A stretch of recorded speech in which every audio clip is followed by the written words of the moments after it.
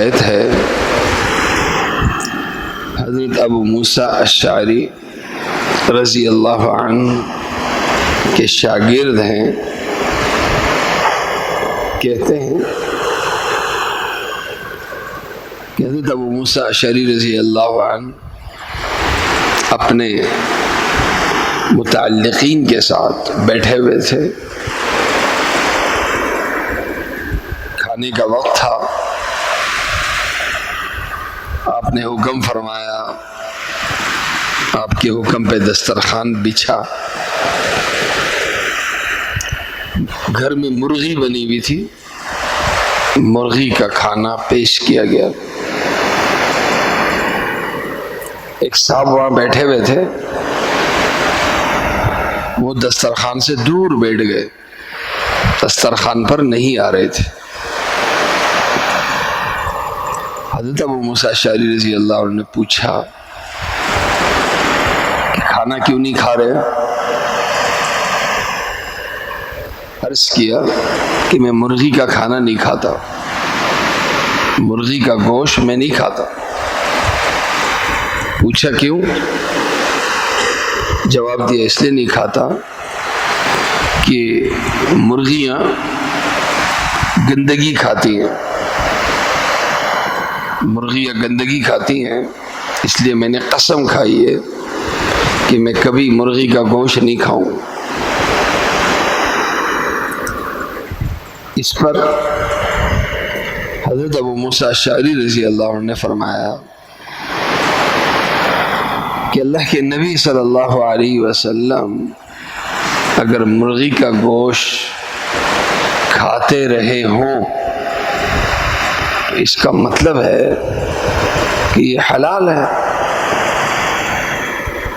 اب یہ ایک تیرا ذہن ہے، ایک اللہ کے نبی صلی اللہ علیہ وسلم کا عمل ہے۔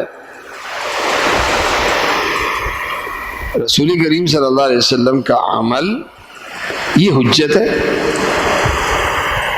اللہ کے نبی صلی اللہ علیہ وسلم نے جب گوشت کھایا ہے اور کئی دفعہ کھایا ہے تو اس کا مطلب حلال ہے۔ عرض کیا میں نے قسم کھائی۔ حضرت ابو موسیٰ اشعری رضی اللہ عنہ نے فرمایا کہ قسم کھائی ہے تو غلط کھائی ہے، قسم توڑ دو اور کفارہ ادا کر دو۔ پھر حضرت ابو موسیٰ اشعری رضی اللہ عنہ نے اپنا قصہ سنایا کہ ایک دفعہ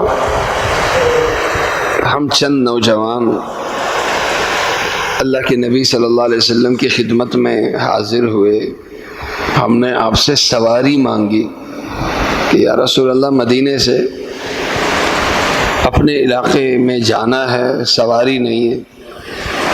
اللہ کے نبی صلی اللہ علیہ وسلم اس وقت کسی پریشانی میں یا کسی اس میں تھے، تو اللہ کے نبی صلی اللہ علیہ وسلم نے کہ منہ کی زبان اقدس سے قسم کا لفظ نکل گیا کہ خدا کی قسم میں تمہیں سواری نہیں دوں گا، کیا ضرورت ہے تمہیں سواری؟ تو لفظ قسم نکل گیا منہ سے۔ پھر کچھ وقت کے بعد یا تھوڑی دیر کے بعد اتفاق سے آپ کے ہاں کچھ اونٹ آئے تو ہمیں بلا لیا اور ہمیں وہ اونٹ دے دیے، ہدیہ کر دیے کہ تم نے اونٹ مانگے تھے مجھ سے تو یہ لے لو اور اپنے علاقے میں چلے جاؤ۔ ہم نے عرض کیا یا رسول اللہ آپ نے تو قسم کھائی تھی، تو قسم کھائی، آپ اپنے قسم میں پھر اونٹ ہم لیں گے تو آپ اپنے قسم میں حانث ہو جائیں گے، آپ کی قسم ٹوٹ جائے گی۔ اللہ کے نبی صلی اللہ علیہ وسلم نے ارشاد فرمایا کہ جب بھی میں قسم کھاؤں اور قسم کا توڑنا مجھے اچھا لگے، اس میں مجھے خیر نظر آئے، تو قسم پوری کرنے کے مقابلے میں اس قسم کا توڑنا ہی بہتر ہوتا ہے۔ اس لیے میں نے اپنی قسم توڑ دی، اس کا میں کفارہ ادا کر دوں گا۔ کیوں؟ اس لیے کہ قسم پوری کرنے کی صورت میں ایک مسلمان کی محرومی لازم آ رہی تھی۔ میں تمہیں اپنی قسم کی وجہ سے سواری سے محروم نہیں کرنا چاہتا، لہذا یہ سواری لے لو، اور جہاں تک میری قسم کا تعلق ہے تو میں اپنی قسم کا کفارہ ادا کر دوں گا۔ اس روایت سے دو باتیں پتہ چلتی ہیں۔ ایک تو یہ کہ ایک ہر مسئلے میں ہم اپنا ذہن چلاتے ہیں، اپنے ذہن کو مفتی بناتے ہیں۔ جیسے یہاں ایک صاحب نے یہ دیکھا کہ مرغی گندگی کھاتی ہے اور گندگی جائے گی پیٹ میں، اور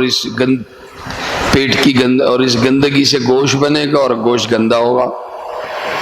اپنی عقل چلا لی، تو اپنی عقل، اپنا ذہن، یہ دین نہیں ہے۔ جناب رسول کریم صلی اللہ علیہ وسلم کا لایا ہوا دین وہی ہمارے لیے اصل رہنما ہے، جو علماء کرام، مفتیان کرام کے ذریعے وہ رہنمائی ہمیں ملتی ہے۔ لہذا ایک طرف ایک مفتی صاحب، ایک عالم کی رائے ہو، ایک طرف ہمارا ذہن ہو، ہمیں اپنے ذہن کو فالو نہیں کرنا، ہم نے علماء کو اور مفتیان کرام کو فالو کرنا۔ دوسری بات جو معلوم ہوئی وہ یہ کہ قسم کبھی منہ سے نکل جاتی ہے، کبھی قسم ہم کھا لیتے ہیں کسی وجہ، غصے میں آ کے کسی وجہ سے، اور ایسے میں قسم کا توڑنا،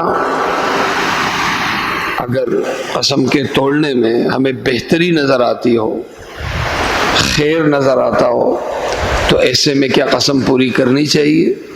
یہ روایت بتاتی ہے کہ قسم پوری نہیں کرنی چاہیے، بلکہ یہ قسم توڑ دینی چاہیے۔ اس قسم کے توڑنے پہ کسی کی اگر بھلائی ہو، کوئی بڑا مقصد حاصل ہو، تو وہ مقصد حاصل کر لینا چاہیے۔ اللہ تعالیٰ مجھے اور آپ سب کو عمل کرنے کی توفیق عطا